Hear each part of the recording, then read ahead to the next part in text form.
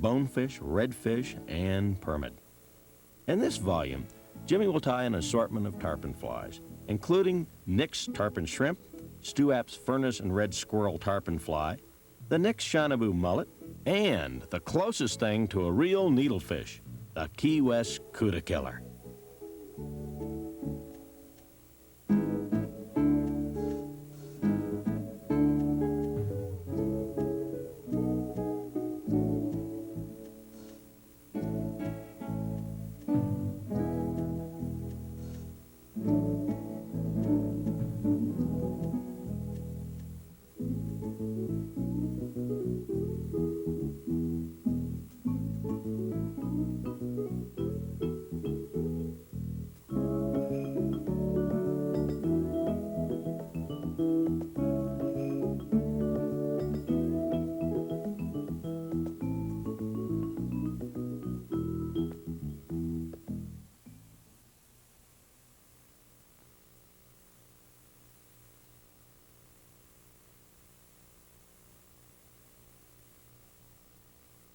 I'd like to show you how to tie Nick's tarpon shrimp.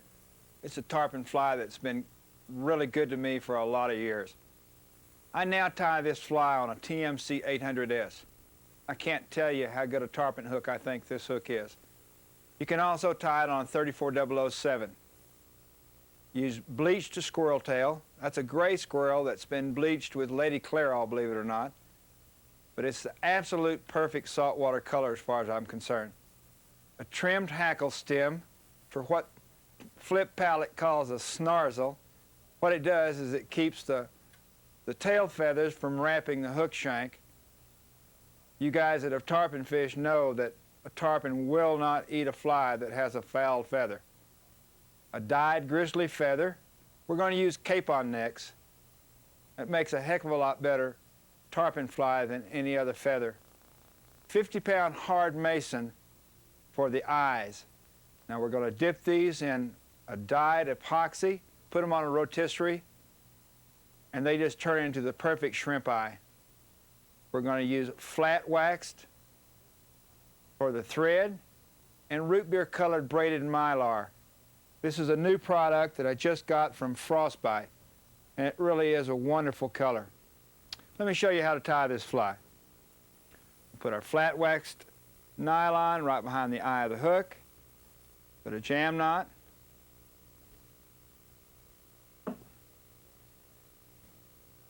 Keep our thread flat by spinning it counterclockwise. Wrap back to the bend of the hook.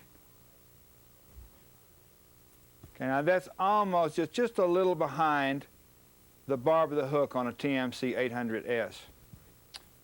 Okay, we're going to tie on a snarzel, which is a hackle that the fibers have been trimmed off of. We'll tie this right on top of the hook shank.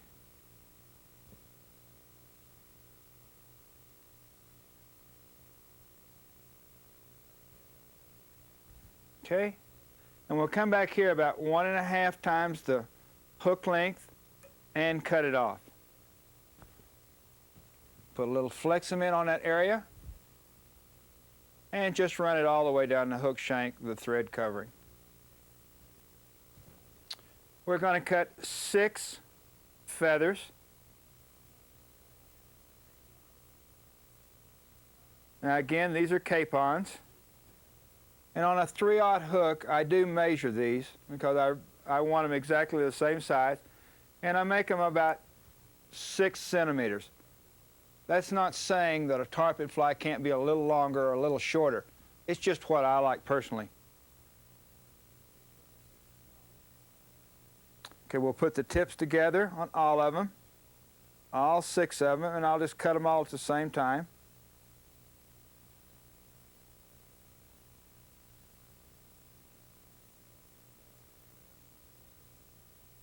Okay, lay them right on my ruler. Find that 6 centimeter mark, run my scissors in there, and cut them all off at one time. Now you want to know where I get my little snarzels? All the feathers that I just cut off, I can trim the fiber off of here, and that's what I use for the snarzels. So I'll save these and trim them later on. I lay my feathers on my leg. I'll put 2 little bunches, and I'll even up 3 on each side. It's just easier for me to even them up that way, and that's the way I've always done it. And we'll take 1 bunch, turn it over upside down, and match them. Be sure the butts are equal and that the hackles curve out to both sides. We'll mount them right on top of the hook shank, all at one time, and we'll tie back, lifting up on that hackle as we tie back, and tie back to the bend of the hook and back forward. Okay, there's a little trick here, and we'll pull these feathers out and down, and out and down. And this feather just is splayed out a little like I don't want it, so I'm just going to wiggle it and twist it just a little bit, and it'll lay right in there. Okay? Okay, we'll take our plastic shrimp eyes, or our epoxy shrimp eyes, lay them up here and measure them. Want them about, 1 body length in back of our tie-in area.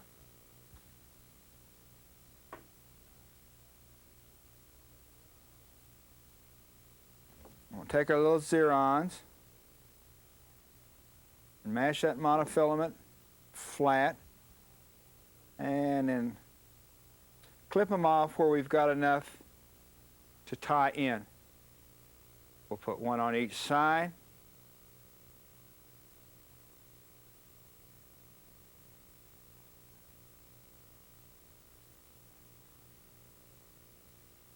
And come back and tie the other one in. If you look at shrimp in the water, the most predominant feature are their eyes. And these may be a little oversized, but that's why I make them this size too, because I do want them a little oversized.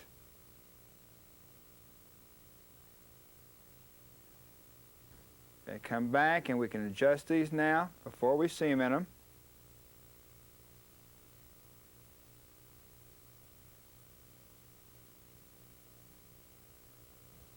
Okay, we'll put flex cement in this tie-in area and let it soak in good.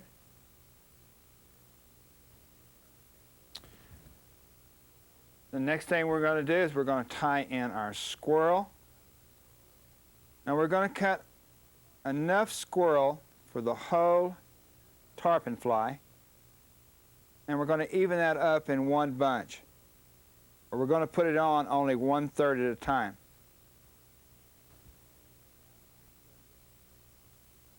And clean out the trash out of the butt of the squirrel hair.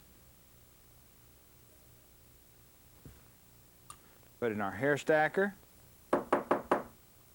couple of tamps. Okay, now again we're going to just take 1/3 at a time.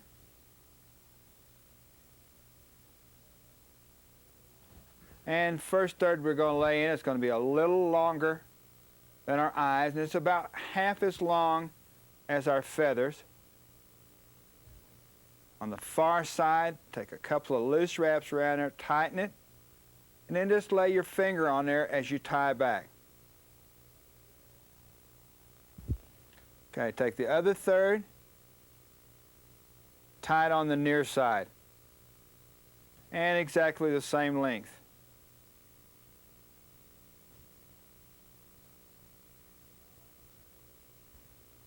Okay, and the last third,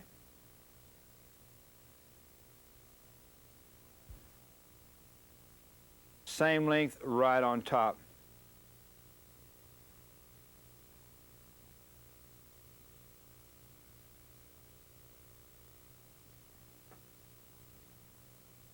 and cinch it down.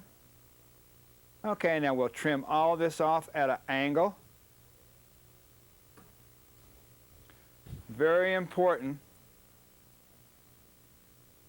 to trim off at a nice precise angle. Otherwise, when we overwrap this, it'll be lumpy. A lot of times I'll take it out of the vise and trim it till it's nice and perfect. Let me rotate my vise around a little bit.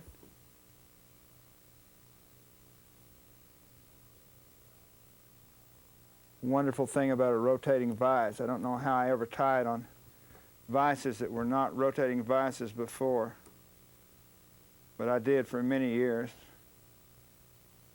But this is a wonderful help to have these kind of vices.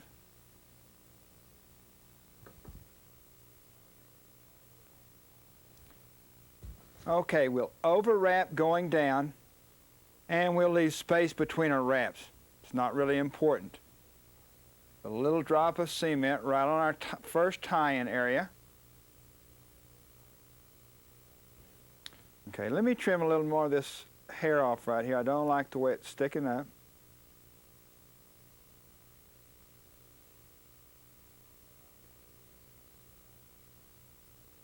Okay. It's always a little mystery to ties when they first start tying tarpon flies how to cover a big blob like that. Well, let me show you. It's all done the same way. We'll start, we'll go up to that, and we'll come back down. Every time we do this, we're going back a little bit farther. Okay, we just keep climbing up the hill, and if you can't get over that little bump, we'll just go back down. And come back up. One thing you want to do is keep this thread flat. This is flat wax nylon, and you do that by just spinning it. When it gets twisted up and it's not flat anymore, you just spin it counterclockwise, and it'll flatten right out. Okay, there we go. We got that the thread covered very nicely. I'm going to cut a piece of this braided mylar. It's a wonderful color, and like I said, this is a new product for me. It's Frostbite, and I got it at the Fly Tackle Dealer Show, and it just makes a beautiful fly. Okay, we'll tie this in.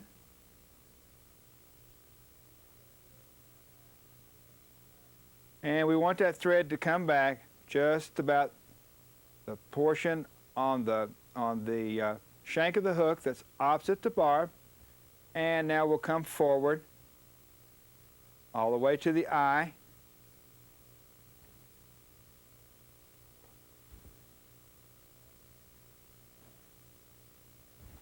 Okay, and we'll just wrap after we put a little cement on there. Put some flex cement on there all the way around.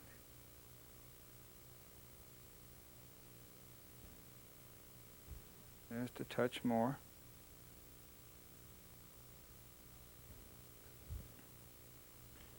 Okay, and we'll overwrap this with this braided mylar.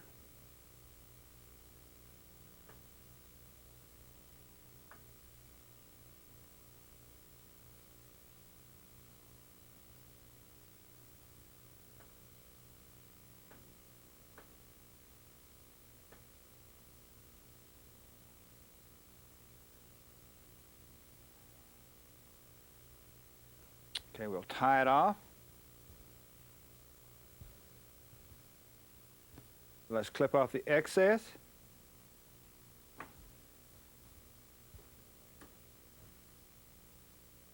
Couple of wraps, whip finish.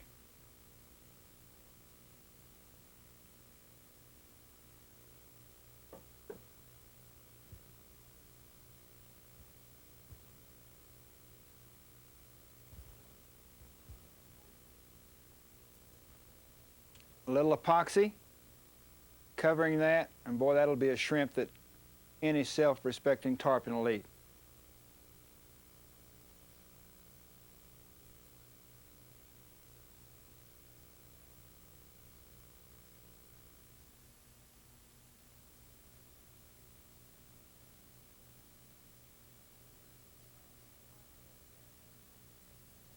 You know, a tarpon's a really hard fish to hook. It's got the toughest mouth of any fish I fish for. I'd like to show you how I was taught to sharpen a tarpon hook. It's worked for me, and I'll bet it'll work for you. First thing I do is I lay my file, and by the way, this is a mill bastard file. Lay it flat on the bottom of the hook shank, and I take some metal off. Not at an angle where you catch the point, but back in the bottom of the hook. Flatten that hook out.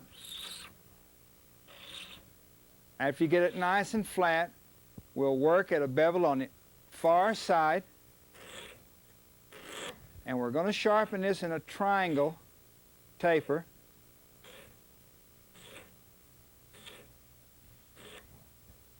And now the near side.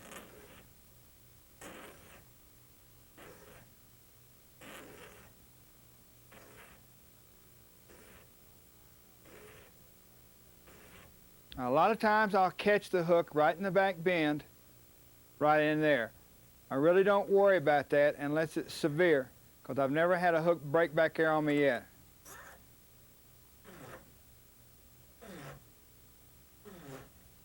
Okay, now come in easy when you're finishing that point off.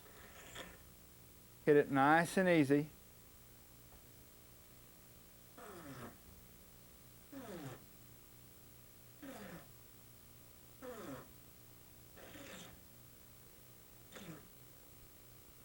Just a couple of real nice, easy strokes. If it hits in there and stops the filing, go back and get another angle.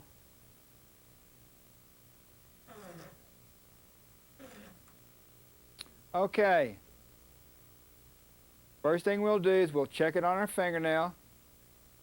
And if it slides anywhere on that fingernail without piercing immediately, it's not a sharp hook. This one's sharp. Let's tie a fly on it.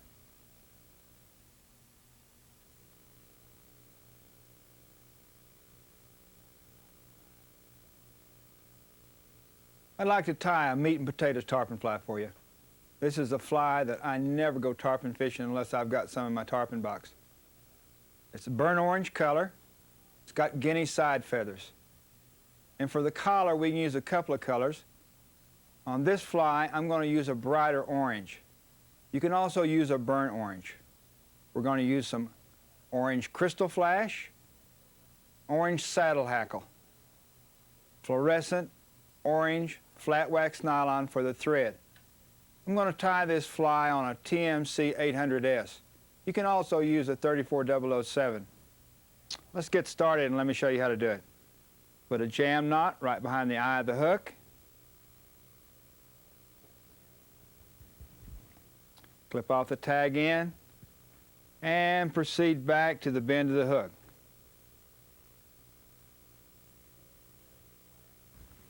Keeping that thread flat by spinning it counterclockwise. First thing we're going to do is put on a snarsel. And again, we've talked about this before. That was a little crooked. I'm not going to use that one. This is a trimmed hackle stem. Put it right on top of the hook shank and just tie it down. Come back here about 1.5 times the hook shank length, clip it off. Okay, let's put a little crystal flash on. About 3 or 4 strands will be enough. Don't want to overpower it with flash. Double it around the thread. Let's try again. I didn't do too well that time. Double it around the thread. Grab it in a V between your thumb and forefinger. Pull it on each side of the hook shank. Tie back and then back forward.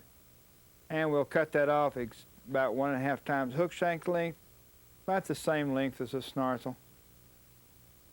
Okay, let's select a 6 nice wide webby capon feathers. And we'll cut them 6 centimeters after we even up the tips.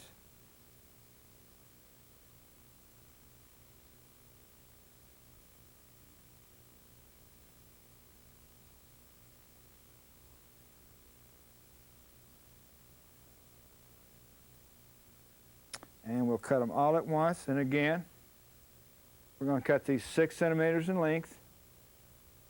And again, that's not etched in stone. That's just what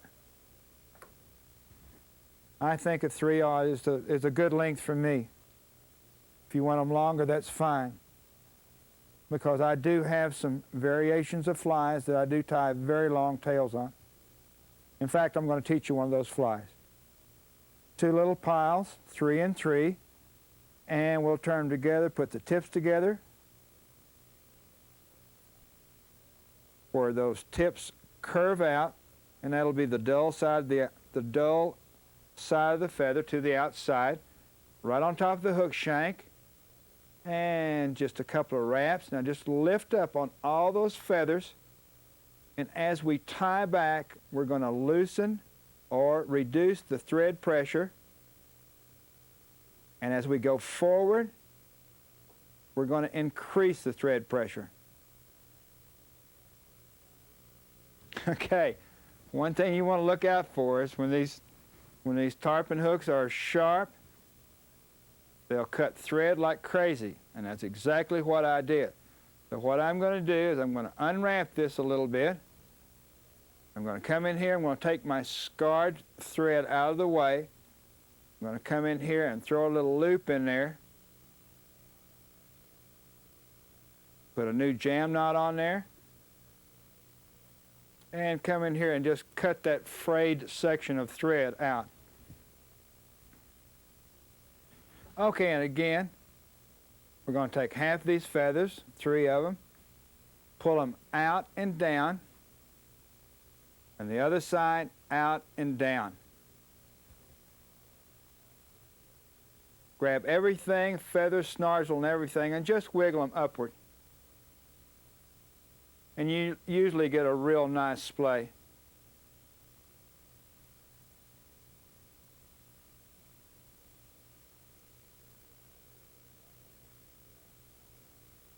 When you get them like you want them, you're satisfied with them, which I am. We'll tie in a couple of guinea side feathers. Now these guineas have been dyed burnt orange, and they're just a regular body feather out of a guinea. And we'll tease them back, cut them to the length as such, and we'll trim the fibers off on each side where they'll hold better as such. I've got a couple already cut here. I'm going to put them in right on the side where the curved side is out.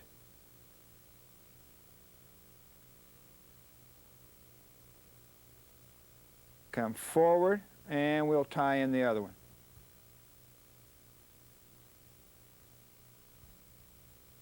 Let me trim this one off. It's not trimmed yet.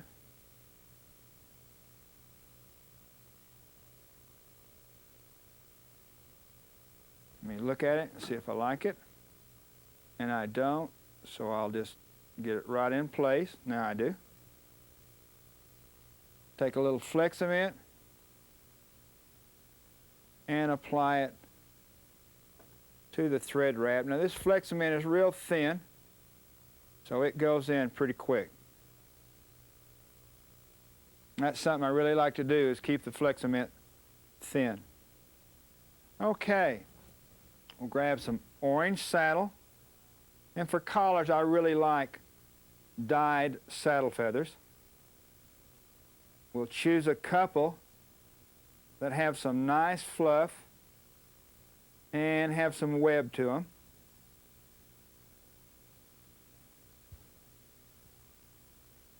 Okay, I got 2 right here.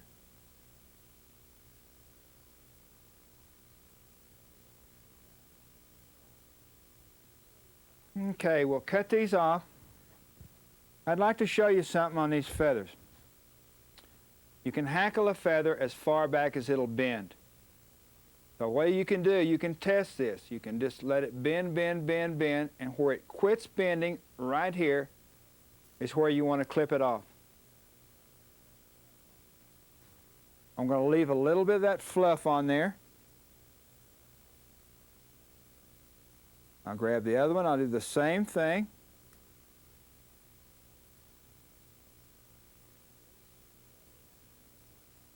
Okay, I'm just going to peel a little bit of the fluff off the feather. And we'll just tie it in like we would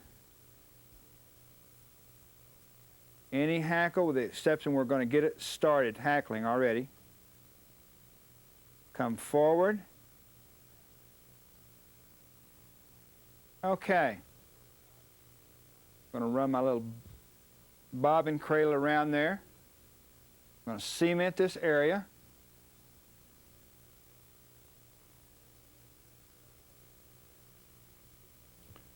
Grab both of these feathers.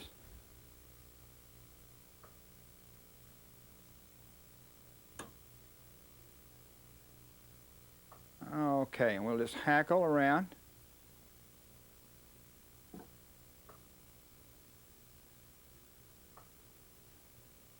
Again, we'll just tease it out as we go around, because I want these swept back anyway.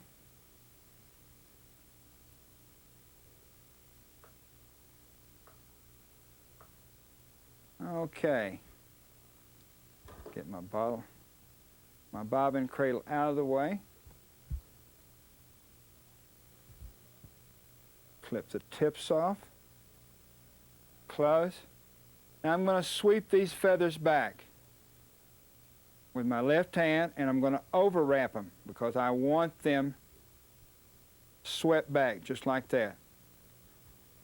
I intentionally chose two feathers that were a little long where I would get this appearance of going back.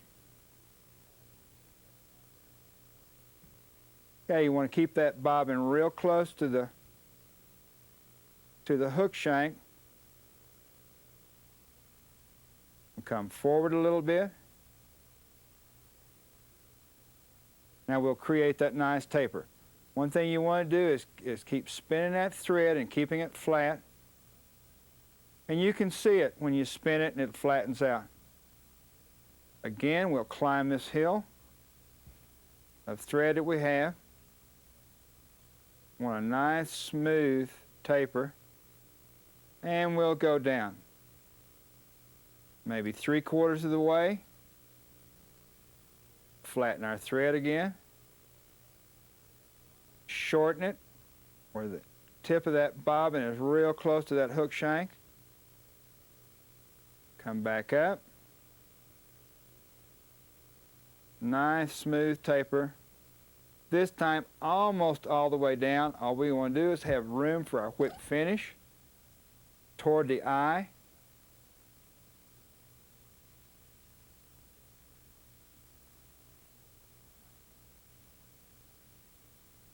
Tighten it. Put a little tension on it, clip it off.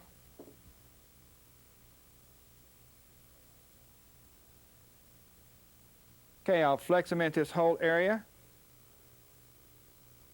And when that flex cement's dry, we'll epoxy the thread wrappings and make that fly almost indestructible. This is a fly that I think is very important for any tarpon fisherman to have. It's a wonderful color.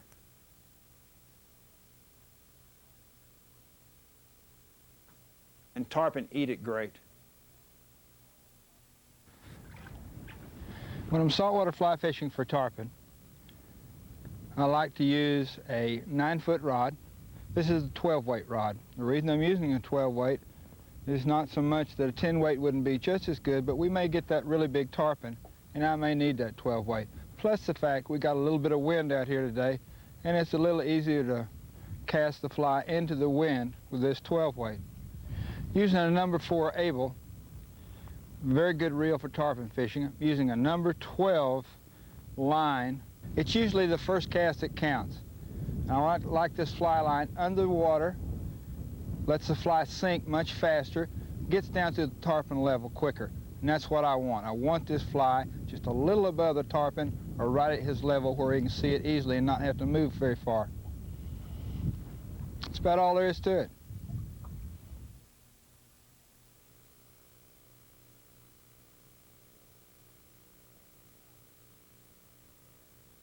Okay, let's tie a grizzly deceiver. This is a takeoff on Lefty's deceiver. Probably the best all-around streamer pattern that we can use in saltwater. We'll tie this fly on a TMC 800S. You can tie this with or without weed guard, according to where you're going to be fishing it. Use silver crystal flash, pearl crystal flash, silver mylar, either in a 10 or 12. On a smaller fly, I'll use white calftail. On larger flies, I'll use bucktail. The calftail sinks much better and much faster and has a better translucency. If I could get it 2 or 3 inches, that's probably all I'd use. We'll use a grizzly capon, peacock herl, and black 6/0 thread. This way I can use a few more thread wraps, make a stronger fly without a lot of thread buildup. Okay, let's put a jam knot right behind the eye of the hook. We'll wrap back, cut off our tag end,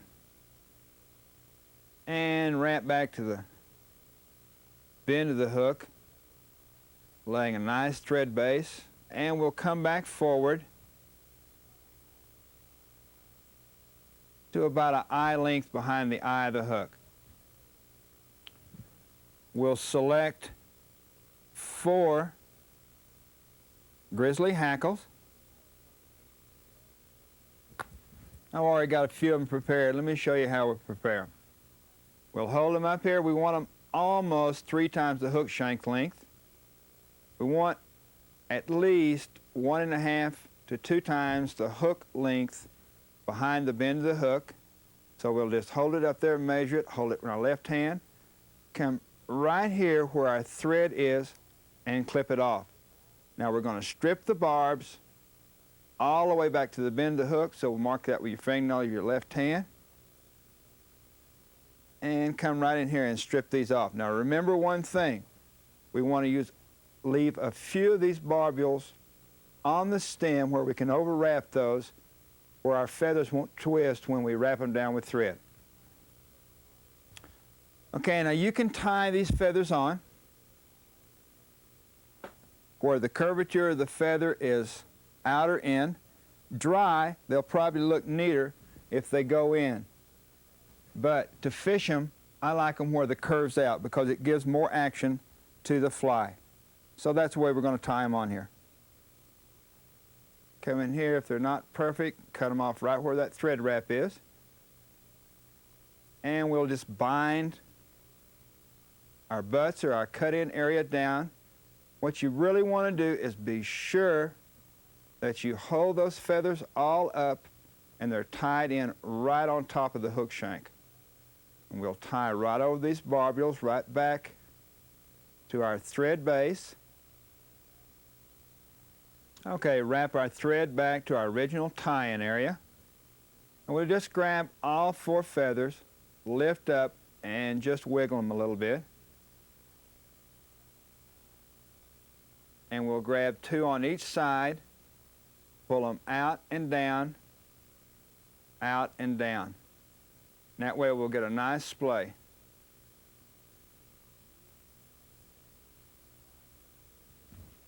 Take a few fibers of pearl crystal flash, 3 or 4, and the same amount of silver. Don't want to overdo the flash.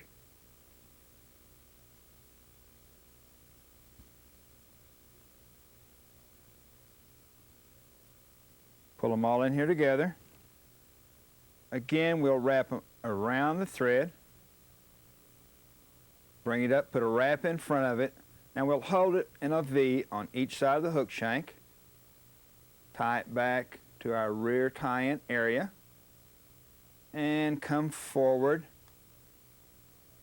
to our original tie-in point. Pull all of them together and we'll cut them off about 2/3 the length of the tail feathers and just pull them on each side. They should just go down there almost automatically. Okay, we'll tie in our mylar tinsel and tie it in where the silver side's out. And again, I like to leave a little tag in because I'll cut it off all at the same time. Put 2 or 3 wraps right in front. Hold it about I guess that's about a 45-degree angle. And if you get a little bulge up there, just support the tag in and put a little pressure on it and straighten it out. Now, there's a little trick to this. You want each side to lay right by each other. So you overwrap it and just pull it till it slips off. As such. And it's okay if you have a teeny bit of gap. Much better to have a little bit of gap than it is to overlap it and get a lumpy body. Here we go right around the back. Okay, and now we'll just come forward.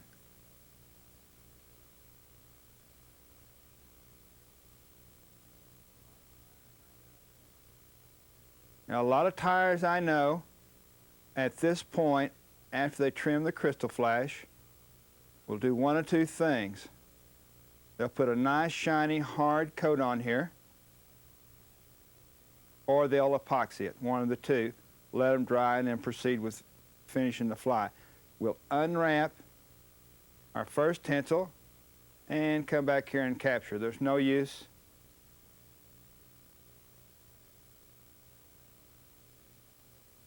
leaving those first wraps on there because it's going to be tied down with the tinsel anyway. Get that thread out of the way so we don't cut it. Come in here and make a nice close cut and overwrap it a little bit. Now again, you can coat this body with either epoxy, which absolutely makes an indestructible fly, or you can use a product that's got a real nice, shiny, hard finish called bug glaze. And we'll come back to the rear portion of where we're going to put our head. And on this fly, it's a small fly. This is the number 2. So we'll cut some calf tail and clean out all the trash in the underfur.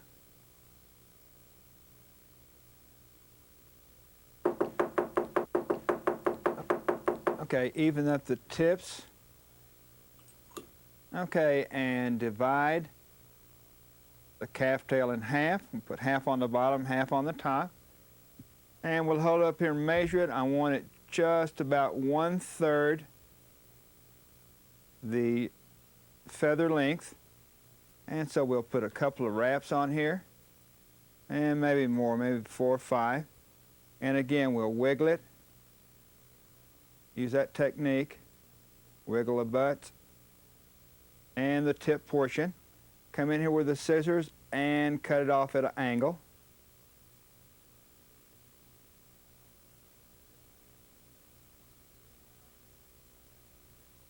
Okay, you can tie it off conventionally as a beard, or I'm going to rotate my vise around and I'm going to lay this on the bottom, and it's going to be about the same length.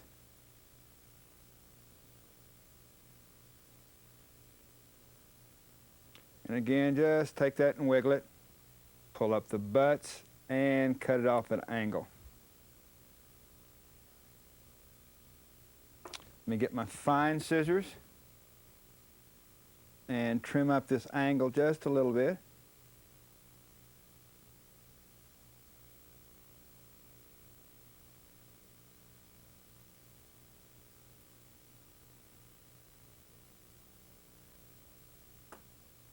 Okay, we'll overwrap it going down.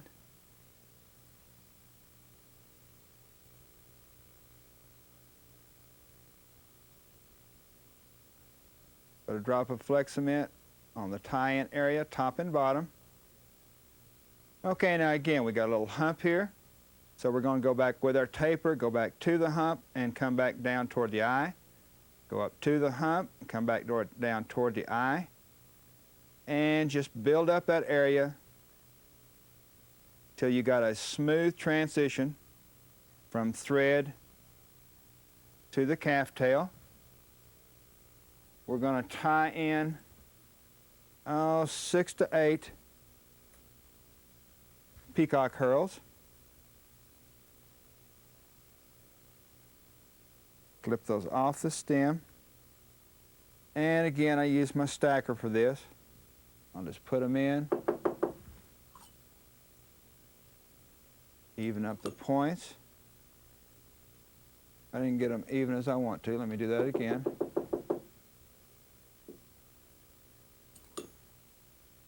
Okay, now just grab the tips and just kind of shake it.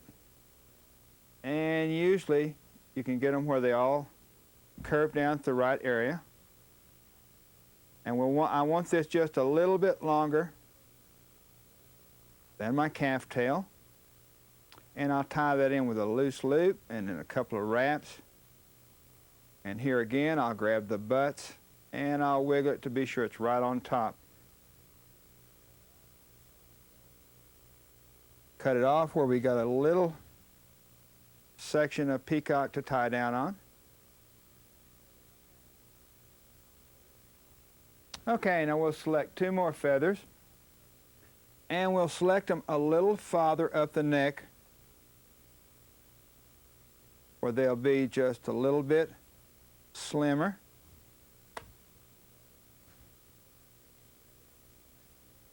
And we'll put the tips together, and we're going to measure them both at one time. And again, we'll just lay them right in on the side. And I want those where they'll go back about 1/2 to 2/3 the original feather. And I'll hold them up to the side of the hook shank, come in here right behind the eye and clip them both off at one time. And get rid of the excess barbs. Clean the fly up a little bit. And I'll lay 1 on each side of the body.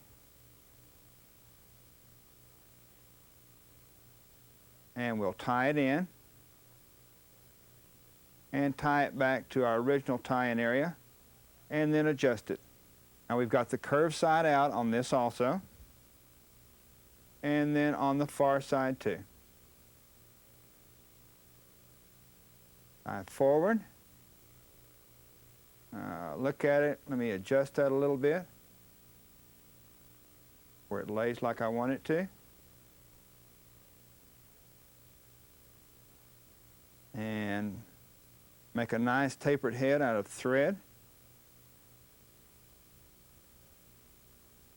Be sure that peacock's covered. Now for the eyes, there's quite a few things you can use. You can paint the eyes with lacquer or enamel. There's some new stick-on eyes that you can use. Or if you're in a hurry to fish it like I am, we may fish it just like it is. Just putting some cement on the eye and getting out there and catching a fish with it. Do a whip finish.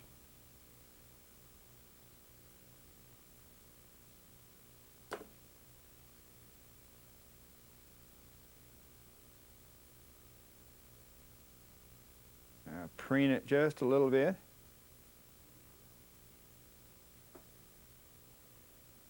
Let me grab my tweezers.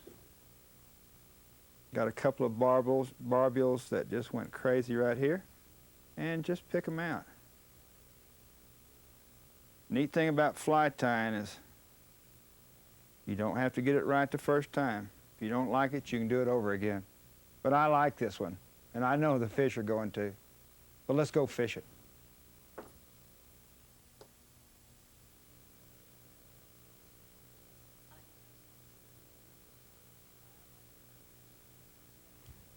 Hi, I'd like to introduce you to my absolute very favorite tarpon fly, and probably a fly if you walked into a fly shop wouldn't buy. I was introduced to this fly by a young man named Rob Fordyce. Both this fly and Rob Fordyce, my guide, helped me win the Don Holly Tarpon Tournament this year. Rob's tarpon fly is tied with a TMC 800S. This is in my opinion, the absolute very finest tarpon hook that's ever been put on the market. Furnace saddle, and you want really skinny furnace saddle, unlike most tarpon flies. Crystal flash, badger hair, and orange hackle is optional. We fish it both ways. Fluorescent orange flat wax nylon for the thread. Let me grab this thread and let me show you this fly.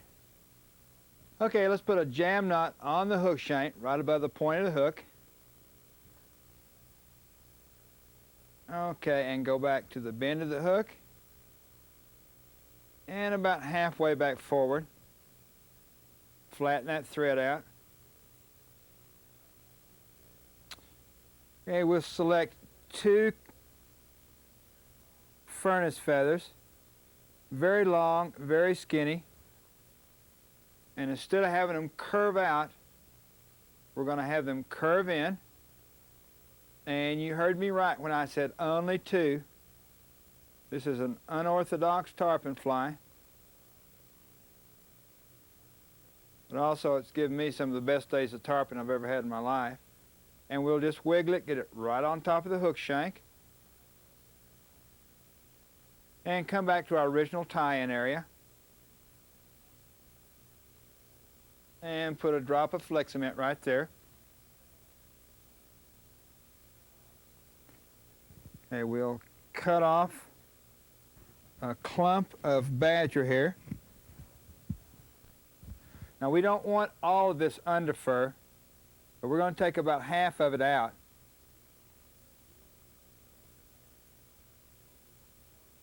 And again, this is a real sparse tarpon fly.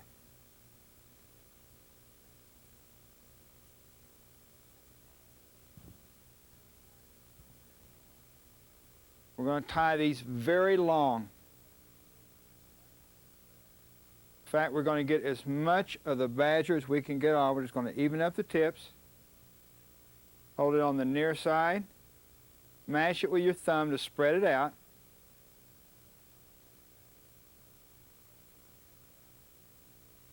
Do the same thing on the other side.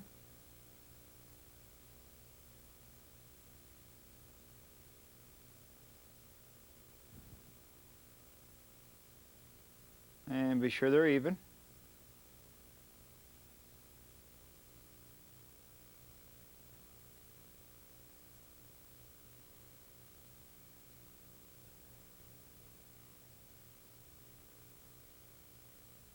Okay, wrap our thread forward to our original tie-in area. Put on 3 or 4 strands of crystal flash.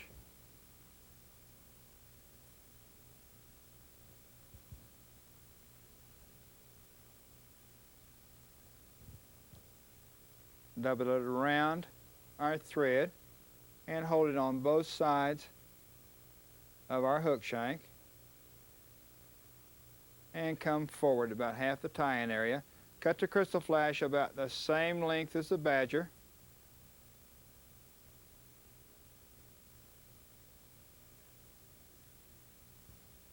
Okay, now you can fish this 2 ways.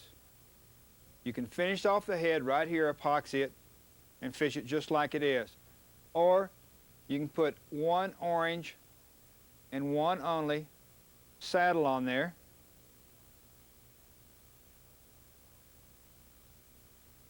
For a collar. We fish it both ways.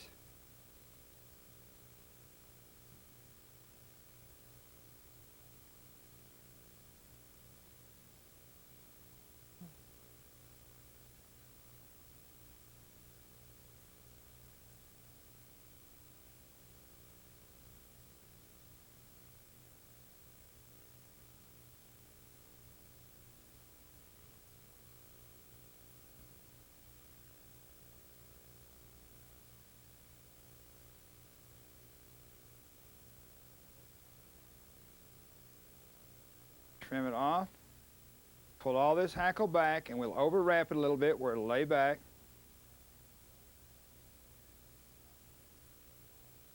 Okay, finished off with a very small tapered head. Here again, keep that thread flat.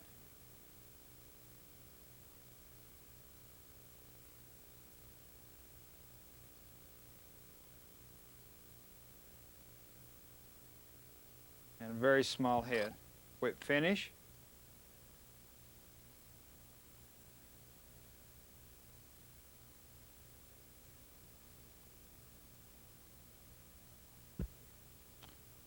Cement or epoxy that head, however you want to finish it off. Tell you another little trick is take some barred or some kind of waterproof cement, cement these two tips together. I'll guarantee you tarpon eat it like crazy. Okay, we're tarpon fishing here in Belize. Unlike Florida where you're fishing the flats, we're fishing some creeks in the mangroves. So we're going to be fishing a little deeper. We're going to be doing some blind casting and hoping we see a tarpon roll, and then we'll cast to that individual tarpon. Right now I'm going to blind cast. I've got a Rob's tarpon fly on here. It's done awful good anywhere I've tarpon fished. Let's give it a cast and see how it does here.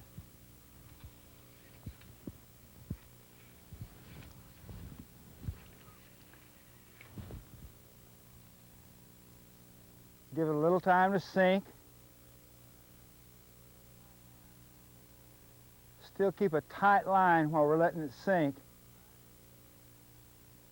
Give it some nice slow strips.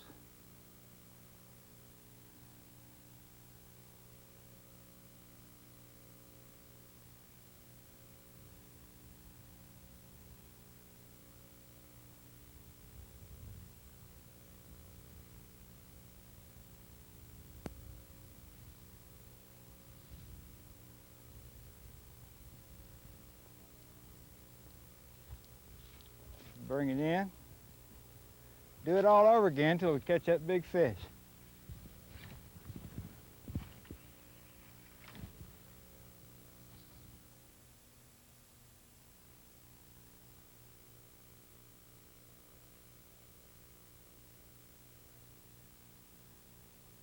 Stu App's an absolute pioneer in tarpon fishing in the Keys.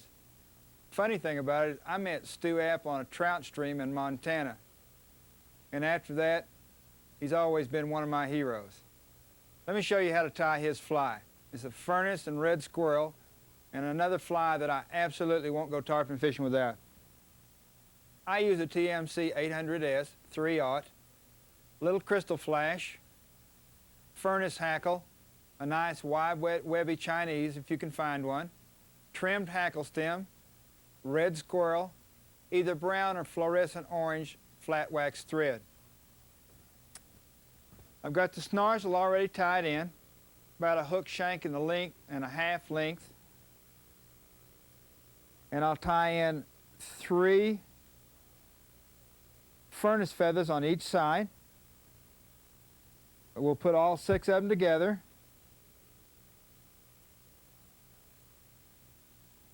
Put them right on top of the hook shank. Tie in the butts. Now lift up on all the feathers and loosen the pressure as you tie back to your back tie-in area. Come forward, increasing the pressure as we get to the front tie-in area. Here again, you just stump them to separate them. Pull these feathers out and down, out and down. Grab everything, pull it up, and just wiggle it a little bit. If you don't like the way one of them's set, go ahead and twist it and just wiggle it a little bit and get it set to where you want it. Okay, and that's all there is to it. We'll put a little cement in there and that'll hold them in place.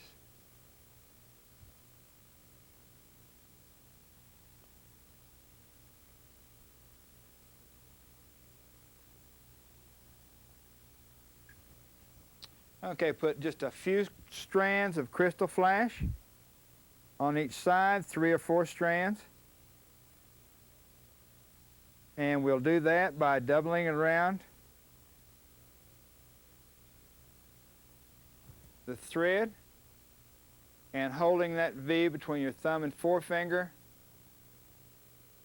and tying it back with thread and back to your original tie-in area. And only about half the length of the feather,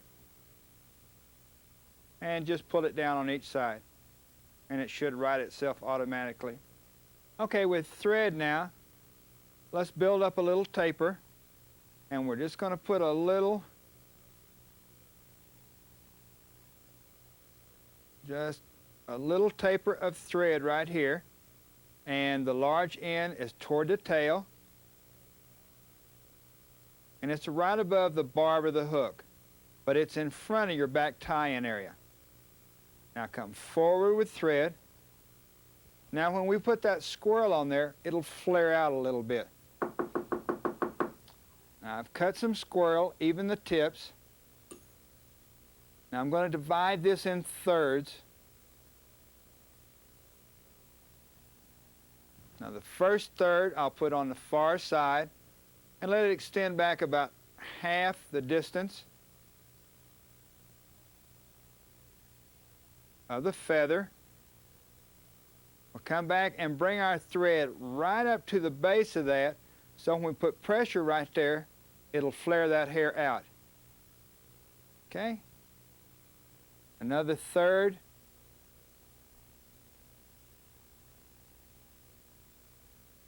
And we'll tie it in on the near side.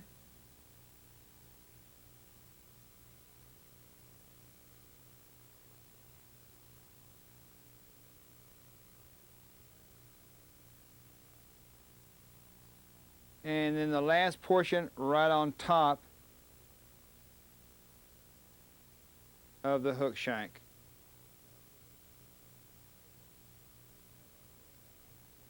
And with thread pressure, if you'll go right up to that taper, it'll flare that hair out just a little bit. Come forward a little bit. Okay, now we'll cut all of this off at a nice taper. Just raise the hair up, bring your scissors in there, and taper it. Let me turn my vise around.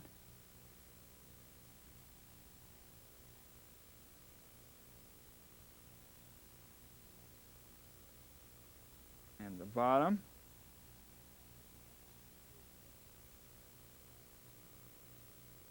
I want to cut it off at a nice smooth taper, because if you don't, the thread transition just never will look right. Okay, after we get a nice taper on the hair,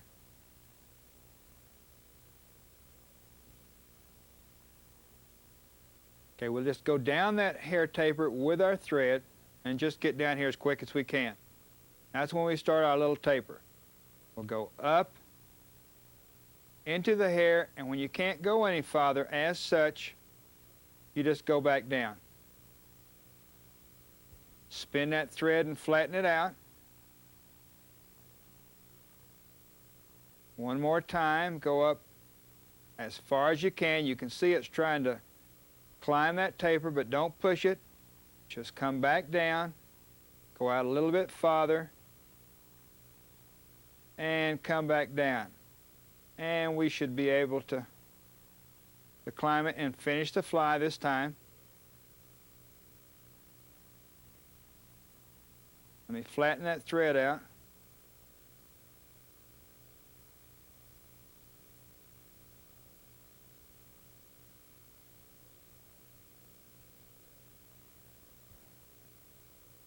And I really try to keep that thread short where I can keep that thread away from that point of that hook, because I'll guarantee you it's sharp. And I'm going to put a little short head on there. Whip finish.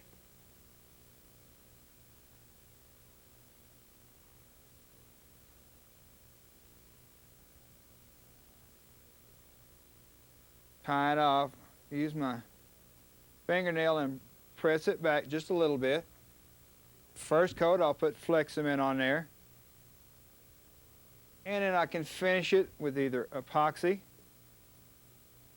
or bug glaze. This fly you always want to have with you. It's a standard, one of the best tarpon fishermen in the world. And it's a great fly. Fish it.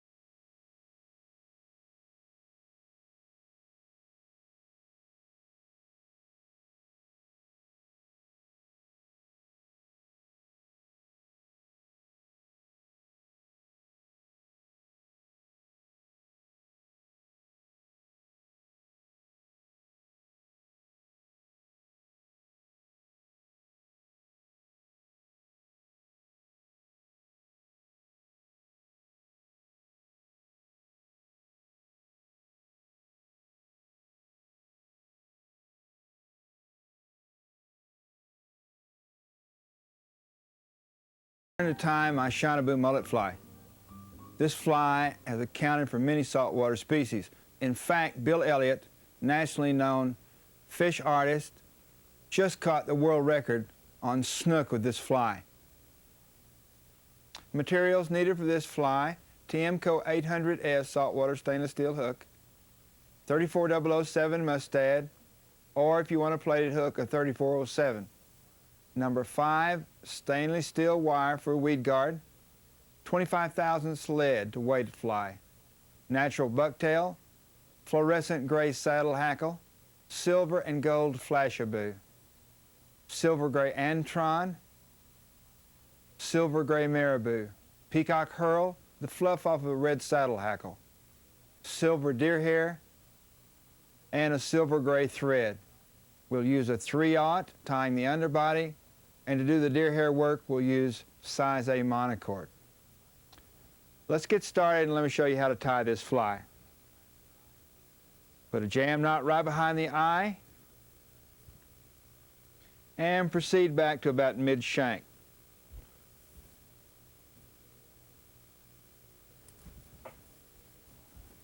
Okay, we'll cut off some stainless steel wire, about twice the hook shank length. Be sure we want it long enough. We can always cut it off. And again, we'll bend it just a little bit, run it through the eye of the hook, and tie it down right on top of the hook shank.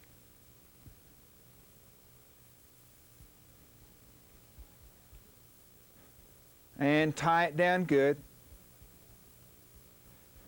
Go front to back about 3 times. Bend the wire down just a little bit, get it out of your way, where you won't do what I just did and hit your hand.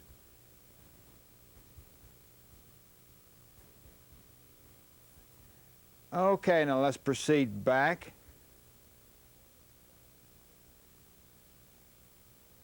to the bend of the hook, or the point on that hook shank that's opposite the barb of the hook.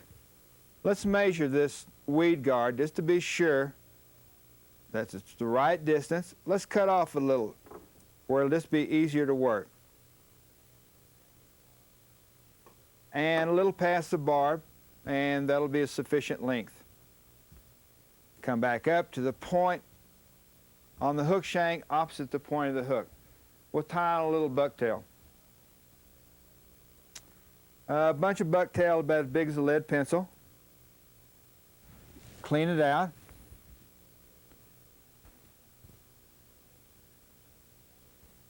And even it up a little bit by hand.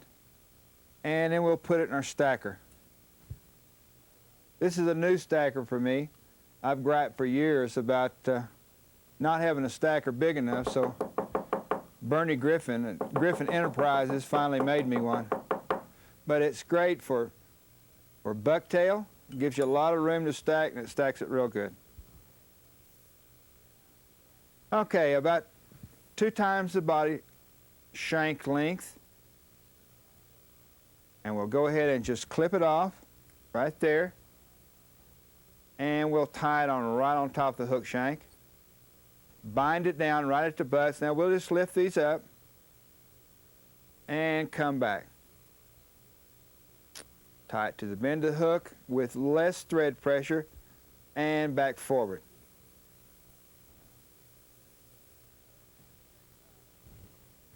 Okay, we'll take about 8 to 10 saddle hackles, and we want to pick some that are kind of webby. So we'll go through here and select some, and we'll cut out about 8 if we can find some good hackles.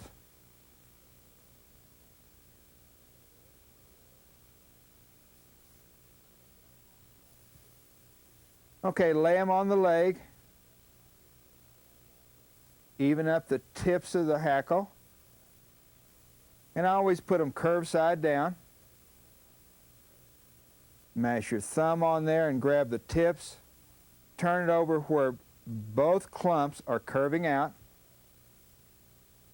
And again, even up the tips of all the hackle. And just grab the whole bunch. And we'll want those to extend a little bit past that bucktail. And come in here and we'll cut it off right where we cut the bucktail off.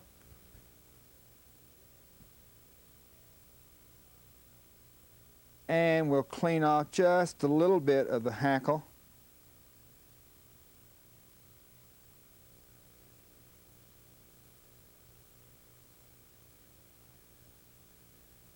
And we'll tie it in right at this same area.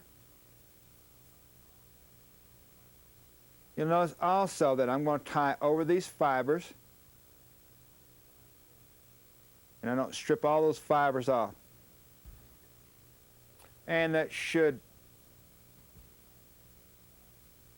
splay nicely to both sides where they give that fly a lot of action. And in fact, you can pull it out and down on each side, out and down on that bucktail, and just wiggle it till you get it where you want it. And that looks real good right there. Take 3 or 4 strands of gold flashabou.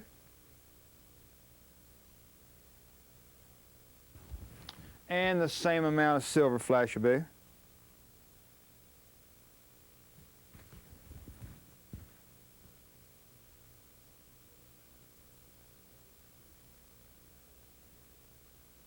Double it around the thread.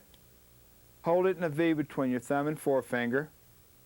And pull it on each side of the hook shank. Tie back. And then come forward again. Bring the flashabou all in one bunch.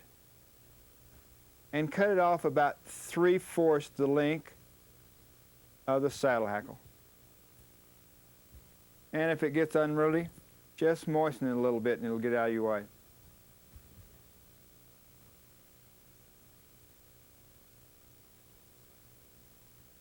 Got one that's a little longer. We'll cut that now. Okay, we're going to weight this a little bit. What I'm doing is I want this fly to just barely sink. So I want to put enough lead on there, it'll counterbalance the deer hair head. So I'm going to put about 5, 6 wraps.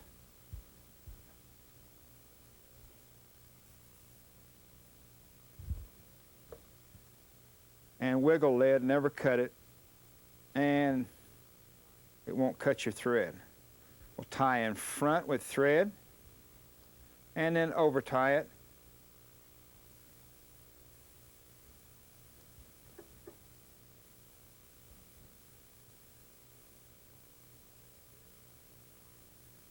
Okay. Bring your thread to the rear and cement this whole area with flex cement. The whole tie-in area from right behind the eye of the hook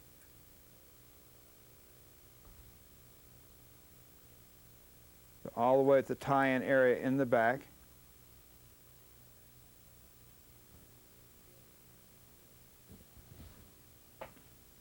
Let's find our silver Antron dubbing.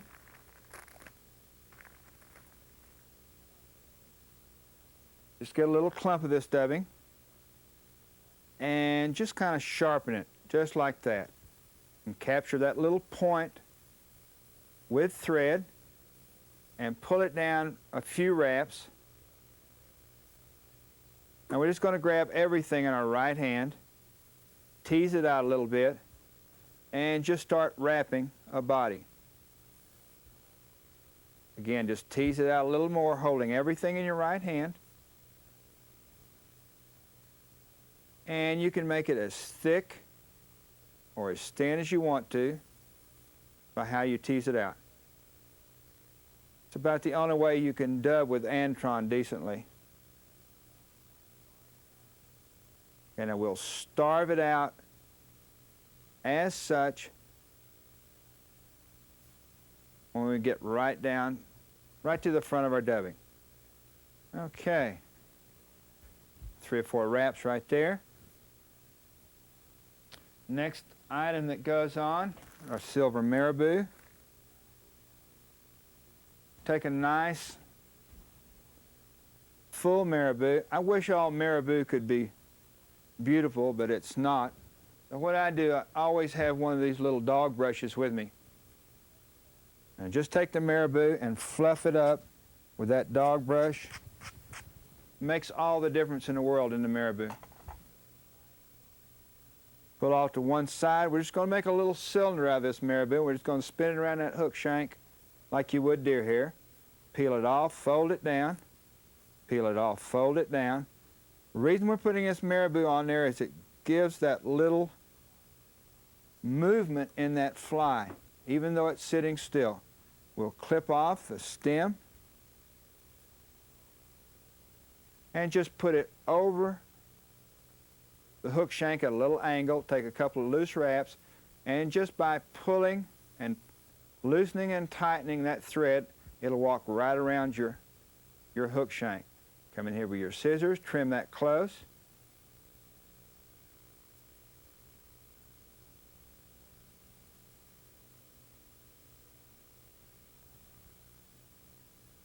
Okay.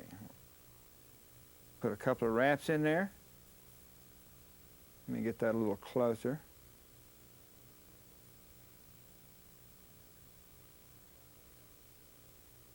Okay, our gills are going to be the fluff off a red saddle hackle. And again, we'll tease it out, and we'll take our brush and we'll fluff it up a little bit. And we'll just, again, make a little bunch. And we'll put that on each side.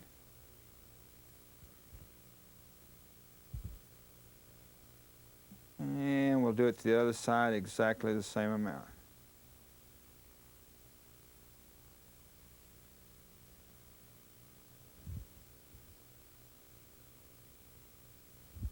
Okay. Got the stem portion off. Flush.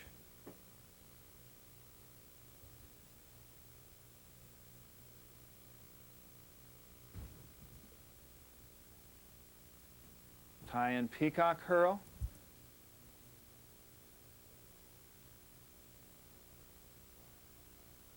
I like the wide peacock herl that's right up by the eye. And also, I tell you something, when I'm tying these for fishing, I really do use a just strung peacock, and I'll just clip it to length because I don't think the fish really care. I'll even up the tips.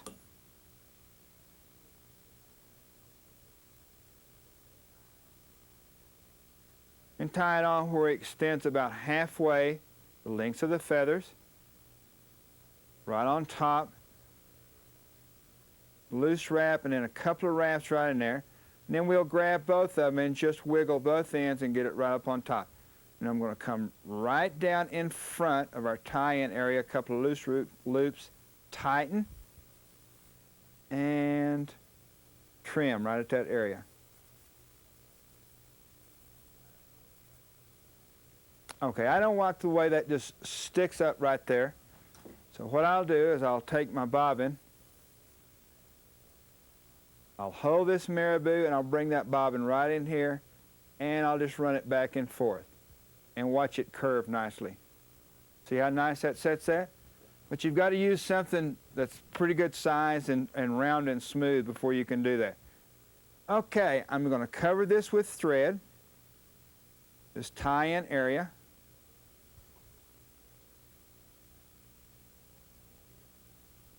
I'm going to come forward, right behind the eye of the hook with my 3/0 thread.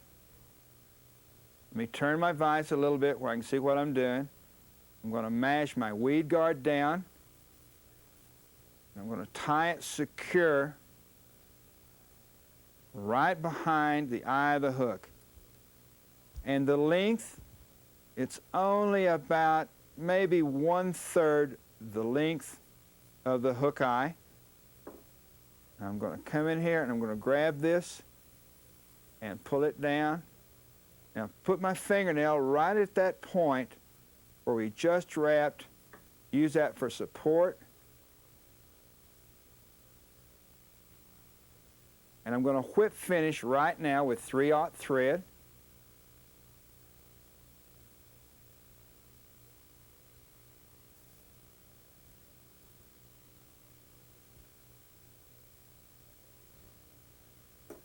What I usually do is I cement this area right now, and I'll tie several flies right to this point.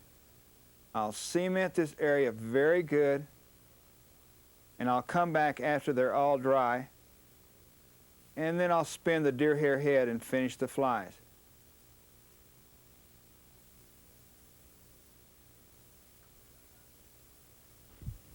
Sometimes it's a little bit tricky to spin hair on wet Flexament, but let's go ahead and do it. I think we can.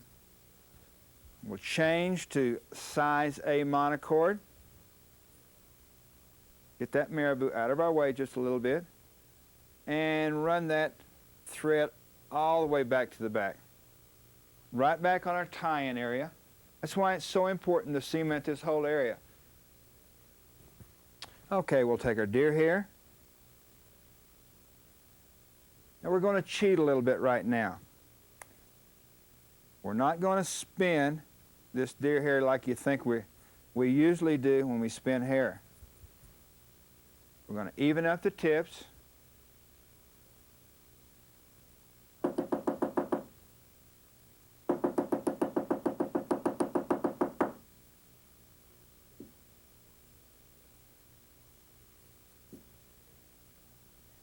Instead of spinning it and take a chance of tearing up our all of our wrappings here in our tie-in area, we're going to set that right on top, take a couple of nice loose loops, tighten it just a little bit, just a teeny. Now we'll take our thumb, and as we tighten or pull on the thread, we're going to mash down with our thumb and just mash that deer hair right around there. Pull it back. Tie in front. and advance our thread a little bit.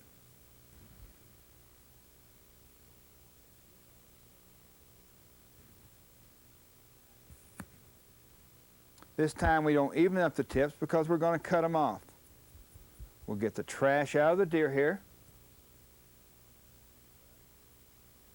even up the butts, cut off the tips, and bring it here, and we'll just spin it real lightly right around there. Amazing, you can spin it right by that weed guard, isn't it? But if you go around it and you have a nice light touch, you can spin it right by there. Okay, I'm going to put one more little clump in front of that weed guard now.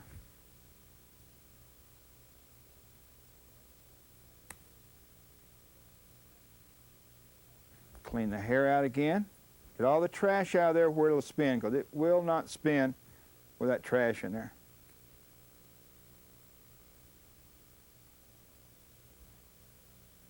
Hold on there at a little angle and just pull real easy right around the hook shank. Pull it back and pack it with your thumb and forefinger just a little bit. You'll notice I'm not packing this deer hair very much. There's a reason. The less that deer hair is packed, the better it'll sink. So this is not a floating fly, and so that's what we're doing. Okay, we'll come in here right now. Hold that back, get that hair out of the way a little bit. Let me back off because I trapped some hairs in there. Take a couple of wraps back. Get all that deer hair out of the way.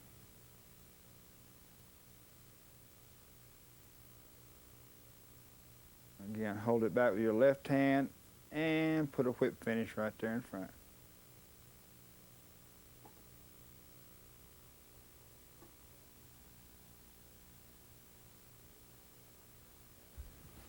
Okay, our first cut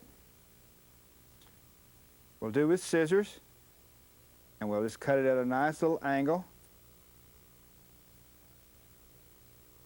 And our bottom cut, you got to be careful with your scissors because that stainless steel wire with hair scissors is non-forgiving. And just cut to the wire. Again, bend it over to each side.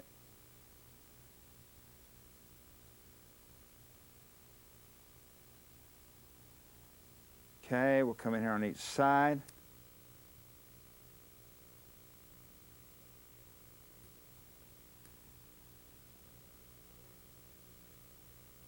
Okay, let's finish this head with a razor blade. And we'll come in here with little cuts and smooth everything out.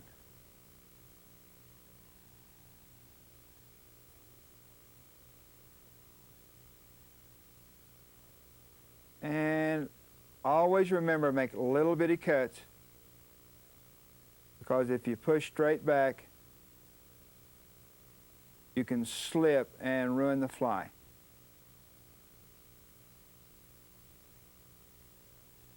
And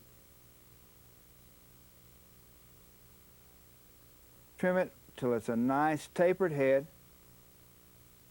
in the shape of a mullet.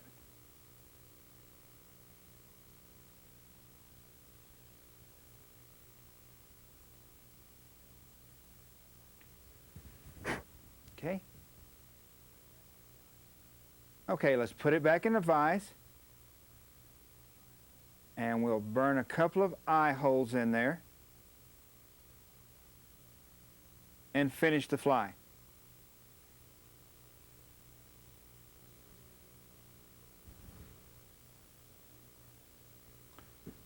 Okie doke. I use a little wood burner. This is a little tool that I've used from Hot Tools Incorporated for a long time. And we'll just burn an eye hole in each side.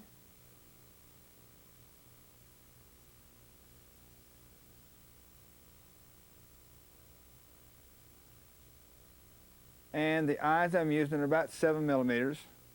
So that's the size we're going to use. And after we burn that, we'll take our bodkin and we'll just flick the burned part out. Because when we put our epoxy in there, unless this burned part is removed from the hair, the eyes won't stay stuck. Okay, I think we're ready for epoxy. Now I'm going to use 30-minute epoxy. The recommendation of all the epoxy makers is that 5-minute is not waterproof and 30-minute is. Even though I haven't had any of my epoxy flies come apart that's made with 5-minute epoxy, I'm going to go ahead and use this 30-minute epoxy just in case. Very important to mix epoxy up well where it'll set properly. In fact, you almost need to overmix it. You absolutely can't mix it too much. Okay, let's let that sit just a little while. We'll come in here and we'll grab our hard plastic eyes, cut the stems off flush. I'm going to go ahead and cut 3, just in case one doesn't work or I drop one or whatever. Okay, we'll take a dollop of epoxy and fill the cavity of both eye sockets.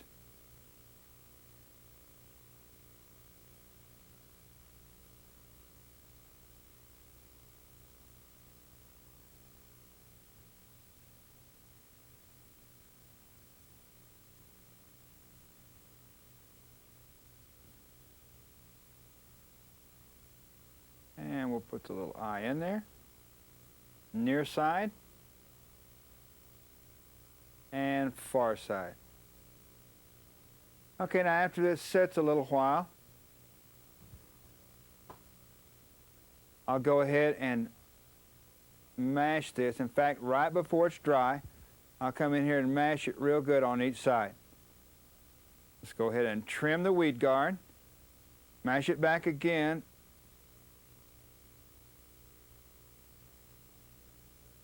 till it's about the same distance in front of the point of the hook and about parallel to the hook point. We'll bend it straight to the hook, and we'll get our cutters and we'll cut it off right in front of the point. Okay, this little fly is ready to fish. And I tell you what, with the great conservation efforts that the state of Florida has done and the way those big snook are coming back, take it and fish it. You may be like Bill Elliott. You may catch the next world record snook. Taku and I are going to take a little break from permit and bone fishing. We're going to do some cuda fishing. We're going to fish the edges of the reef. We're going to fish the drop-offs, the little deeper area. We're going to fish a needlefish fly, a little Key West cuda killer, because it's a main staple of the cuda. The way we're going to rig this with a double bimini, tie it with a little 3 or 4 inch steel leader. On this one, I'm going to use a number 4 Mason single strand stainless steel leader. We're going to fish the edges and drop-offs. One thing you got to do, you got to strip this fly real fast. You stop a strip, usually you're going to lose your cuda's interest. So we got to keep it going, keep the strip fast, and work these areas real good. Certain time of year, the best cuda fishing is when the water temperature is cool. Maybe in the 60s is probably the best cuda fishing. They're more active during this temperature. Right now we've got water temperature of 74, 75 degrees. Cudas are not that active in 75-degree water. And so you've really got to tease one up. Come on in the fly tying room. Let me show you how to tie this fly.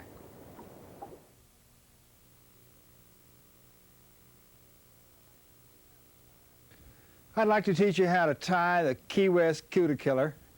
I've had so much fun with this fly that I'd like to share it with you guys. I was fishing with Jeffrey Cardenas out of Key West for laid-up cudas. This is one of my favorite things to do in the winter season in Florida. To tie this fly, we'll need a 34-011. You can tie this fly from a size 2 to a 2/0. So you can vary the size of the rod and line that you use. Chartreuse fish fuzz, crinkle nylon in white, pink, chartreuse in blue. Peacock crystal flash, red crystal flash, hard plastic eyes 4.5 millimeter, cement, and epoxy. For a thread, we'll use a flat waxed chartreuse. We'll put a jam knot right behind the eye, clip off the tag end, and wrap our thread back to the bend of the hook.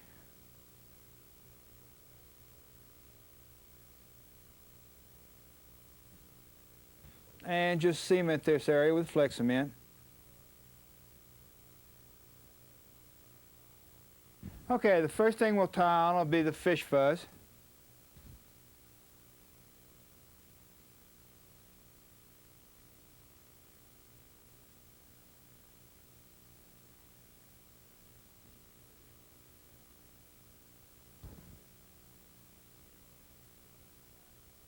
Okay, just about the size of a match stem.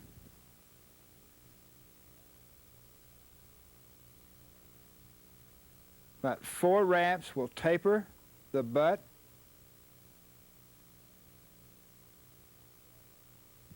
And overwrap it with several wraps.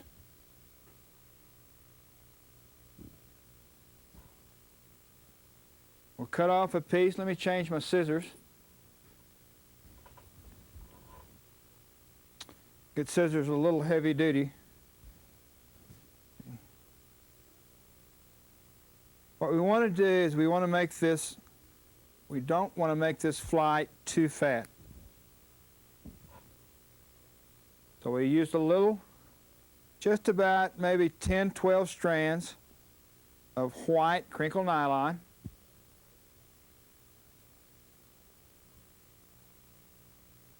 And we'll tie these on the same area and tie back to the bend of the hook.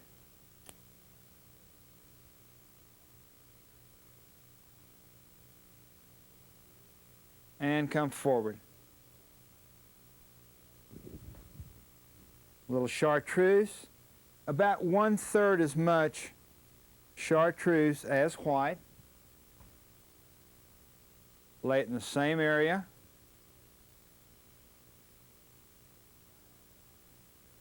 And right on top, it's very important that we tie the crinkle nylon right on top of each other. Okay, and I'm going to go ahead and cut this off now in a taper.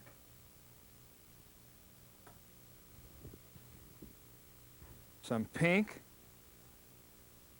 and about twice as much pink as chartreuse. And we'll tie that in exactly the same way. And again, we want it right on top of each other.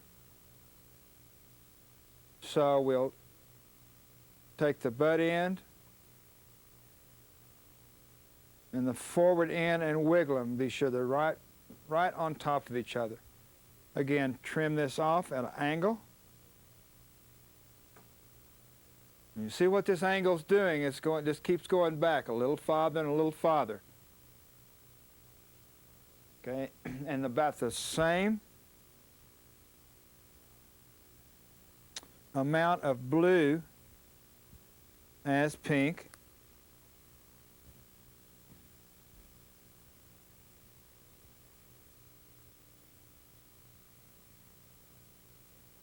And tie that back just a little bit farther.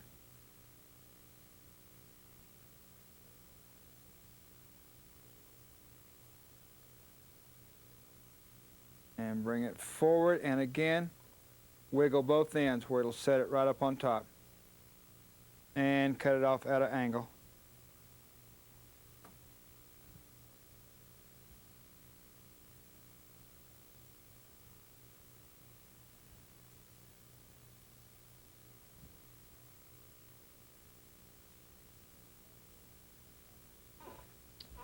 Peacock crystal flash, about a half a dozen strands.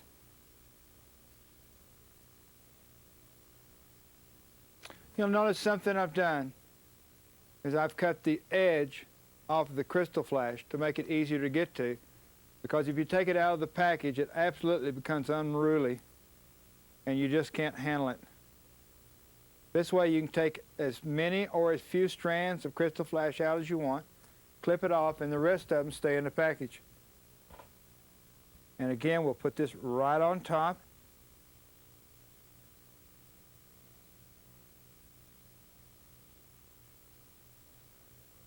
Back to the same area in the back, and not quite as far up on the front. And again, we'll cut this off at an angle.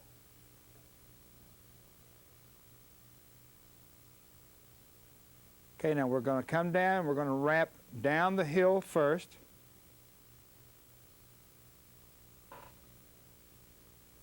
And we're going to saturate this area right here with Flex-Cement. And we're going to give it a little chance to soak in.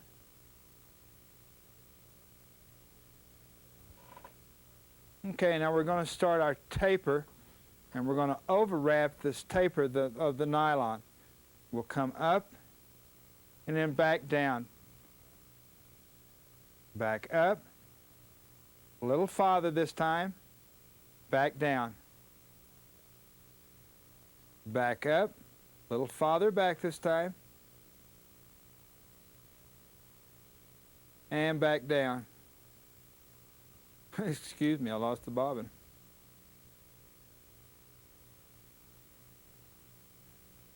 Okay, one more time.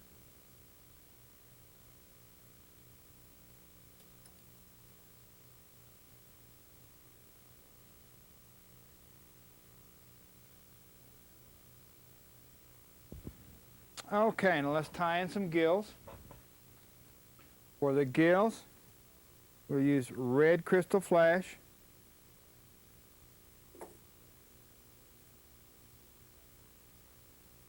We have about 10 strands. First thing we're going to do is we're going to cut it in two. We'll have the exact number on each side. Take half of them, double it around the thread, mash it flat and put it right up on the side and overwrap it. Back to our tie-in area and come forward to the exact place and do the same thing with the crystal flash on the far side. Around the thread. Let me rotate my vise a little bit where I can see what I'm doing. And overwrap.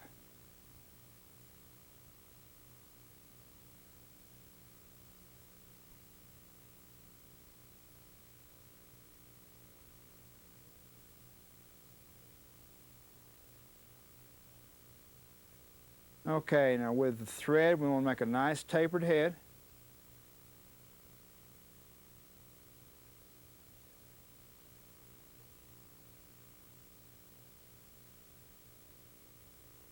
And we also want to cover up any red crystal flash.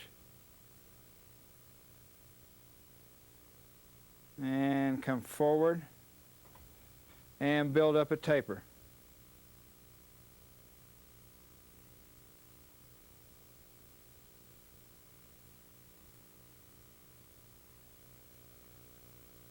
Okay, now this time, again, we're going to flatten it just a little bit. Come forward with the thread. Got a nice taper. Bring it all the way out to just a little, about a half of a hook eye length behind. Do a whip finish.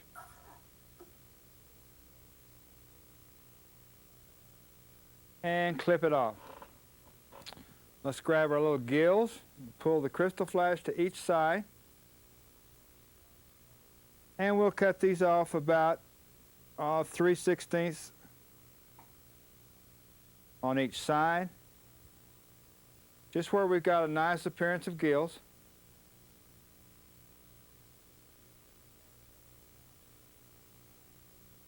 And this side just to match.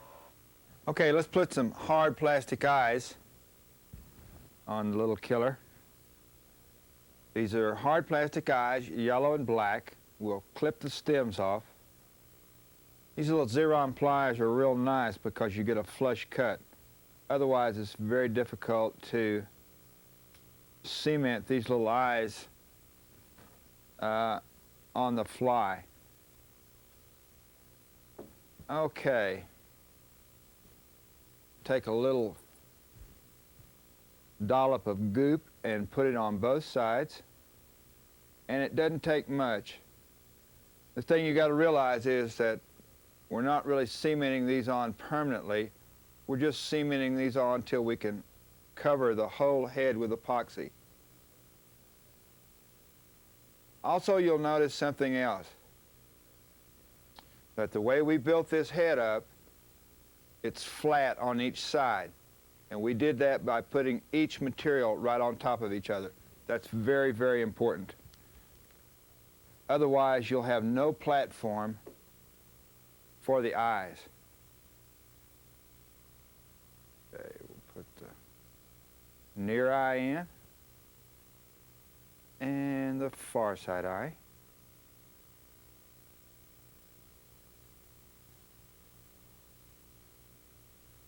Get them even.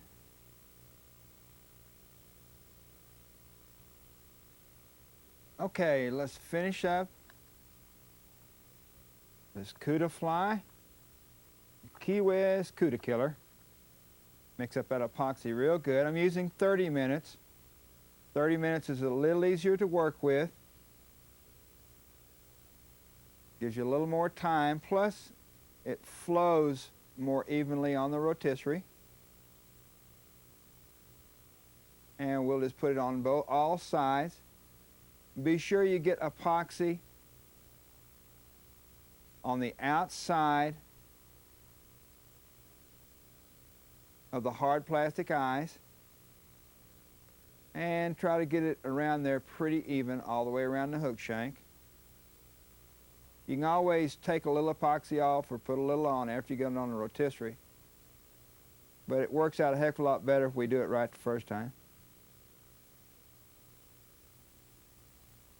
Okay, and we'll stick it right on the rotisserie. And let's do another one and get ready for the big old kudas.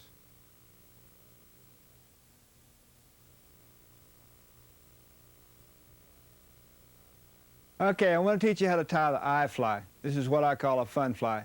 This fly is fun to tie and fun to fish. This is a creation of Roger Marquardt, a friend of mine from Port Aransas, who I've fished with for many a year. Materials you'll need for this fly, I use a TMC 800S, and use that from a size 8 through a size 2. Pearl braided flash. This time we're going to tie this fly in a chartreuse color, but we also fish 2 other colors, a pink and of course a burnt orange. Marabou blood feathers to match the color. Hackle. Taxidermy eyes, anywhere from a 5 to 8 millimeter, according to the size of the hook you're using. You can use amber or red. 15-pound hard mason monofilament as a weed guard. And we'll use flat wax thread to tie the fly. The first thing I'll do, you can see it got a little bend in the hook. So I'll take the hook and grab it with good fishing pliers and just put a little bend in there. Almost all bend backs and all bonefish plies, if I want that hook point to ride up, the first thing I do is put a little bend in that hook, and it really helps. Put a jam knot right behind the eye of the hook. Clip off that tag end, and we'll wrap thread a little bit past the bend of the hook, not much, and then back up to the point of the hook. Take a little piece of just one plume of marabou and come down about halfway and just clip out the stem. That way when you pull this all together, you got all moving marabou and no stem. You get a lot more action. We'll clip this off right where I cut it, hold this bunch, put a loose wrap, and tighten down. Again, we'll hold that marabou off of the hook shank and tie it right down on the top of that hook shank, and come back forward to our original tie-in area. Now we want this about 1.5 times the hook shank length, so I'll just pull it forward to measure it. And again, instead of cutting it, I'll just break it off with my thumbnail.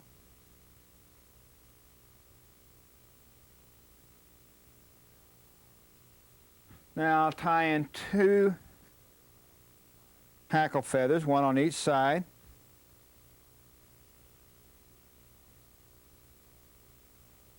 And these are the capons that I use for tarpon, so they're nice and webby. But these are the feathers that are a little too thin for tarpon feathers, so I use them for my redfish flies. And we'll hold them up there just about the same length as the marabou, and we'll bring our scissors in here right at our tie-in point and clip both of them off at one time. Get rid of the excess barb. Hold them one on each side and tie them in with loose wraps.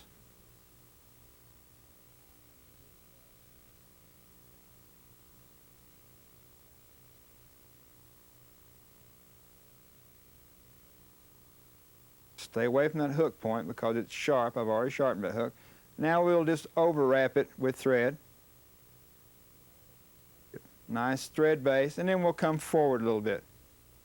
Cement this area real good with Flex Cement. And we want to put it back there too far because we don't want that Flex Cement to wick into the marabou. And just cement that whole thread base now. Okay, we'll take an epoxy eye, and again I'll take my little Xeron pliers.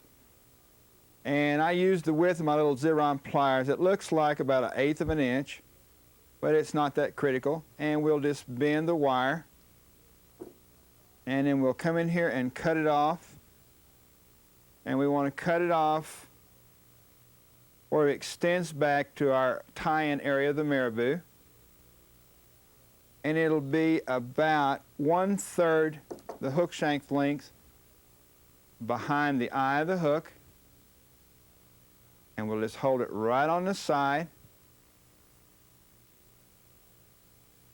I'm just going to put it in there real loose to start with,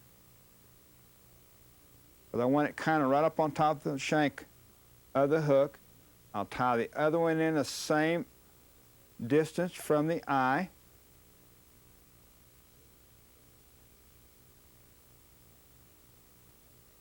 And again, we want both of them right on top of the hook shank.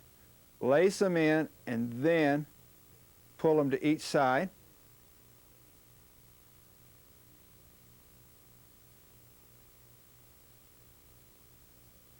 Come up here between the eyes and we'll X them with thread.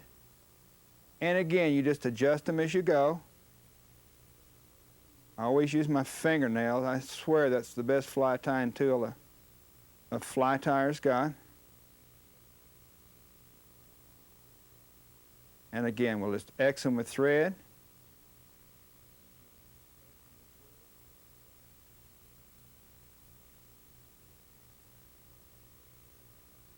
Okay, we'll flip our vise upside down. Take some 15-pound monofilament and cut off a piece a couple of inches long. Now we'll just double these back as such and just form a little loop. Now the reason we're doing it this way is because we're going to let the natural curve of the monofilament help us in making this weed guard. Put it on the bottom of the hook shank, hold it together a couple of wraps, and again, just adjust it as you go. Be sure, just wiggle it, be sure it's right on top of that hook shank. Bind it down going back real good. Bring our little cutters in here.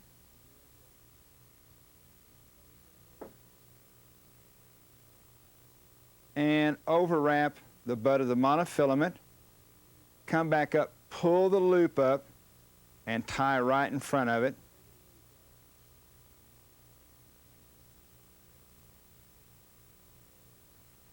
Now don't worry about all this buildup of thread, because it's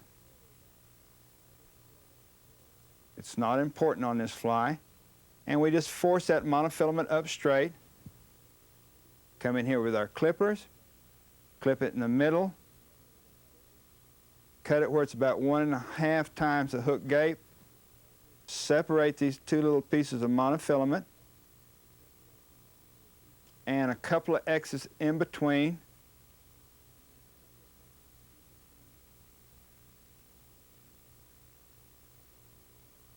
When you get that weed guard exactly in the V you want it, saturate that tie-in area with flex cement.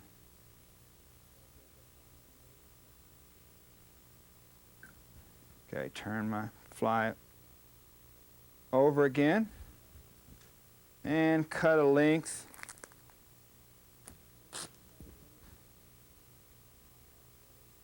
of mylar braid. And this is pearl that's dyed the specific color. Tie it right on top of the hook shank. Come back to about the barb of the hook. You're going to have to take it easy because we got a lot of stuff sticking around. And come all the way to the front and back of where you want to tie off. Okay, now we'll just wrap this area forward.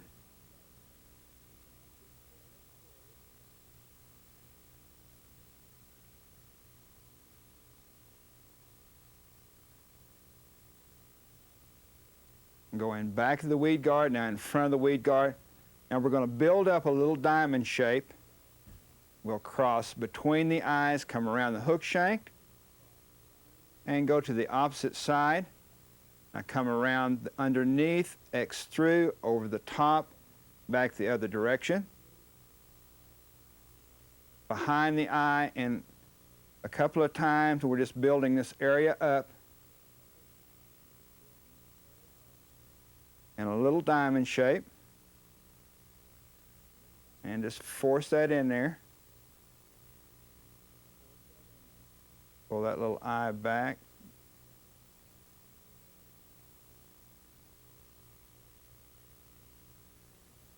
And you can just mash that flat. It forms a nice little diamond.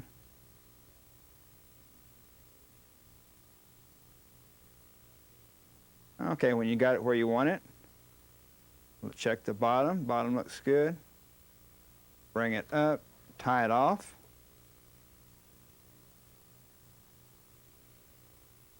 And pull that braid where we can get a nice tie-in. Clip it off. Tie off a little head.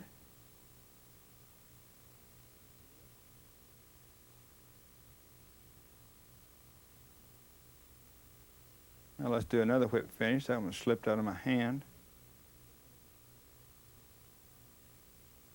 There again, the neat thing about fly tying is you can always go back and do it again. And we'll saturate that head area with flex cement.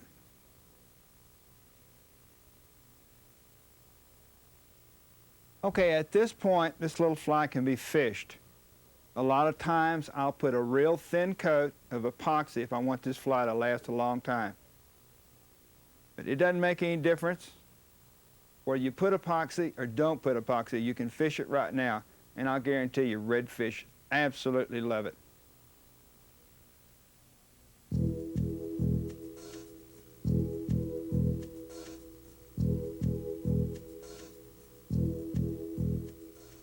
Thanks for joining me on this tape. I know that sometimes fly tying can be frustrating. Watch this video and practice, and I know someday I'll meet you out on the flats.